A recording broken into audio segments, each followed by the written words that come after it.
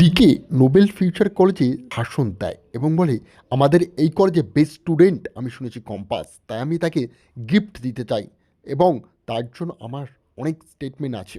এদিকে আমরা দেখব কম্পাস তার পরিবারের লোকজনের সাথে চলে যায় বাড়িতে এবং সে বলে কোনোভাবেই আমার মা বাবা পরিবারের দিকে ওই ডিকের চোখ আসতে দিলে হবে না, তাই আমাকে খুব সাবধানে এখানে থাকতে হবে। কম্পাস তার আমাকে শুইয়ে দেয় বেডে এবং বলে কোনো অসুবিধা হলে আমাকে বলবে। কিন্তু ডিকের লোক পিছু করতে করতে তার বাড়ি পর্যন্ত সঙ্গে সঙ্গে তার অ্যাসিস্ট্যান্ট কল করে ডিকেকে এবং বলে বস চলে আসো, আমার তার বাড়ির ঠিকানা পেয়ে গেছে। সঙ্গে এই নোবেল ফিউচার কলেজ থেকে ছেড়ে ডিকে বেরিয়ে যায় এবং বলে চলো আজ কম্পাসের সাথে আমার প্রচণ্ড বড় ইম্পর্টেন্ট কথা আছে এবং সে চলে যায় কম্পাসের বাড়িতে। কম্পাসের বাবা বলে তুমি তুমি এখানে কী করছো?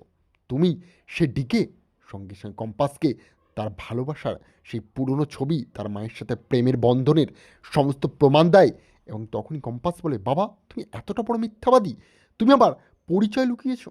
তারপরেই তার মা আনঞ্জনা বলে হ্যাঁ, আসল বাবা তোর ডিকেই, তুই ওর কাছে থাক। আর ডিকে তুমি ওকে ওরমভাবে খারাপ করো না, ওষুধের সমস্ত চিকিৎসাবিদ তোমার হাতে তুলে দেবে।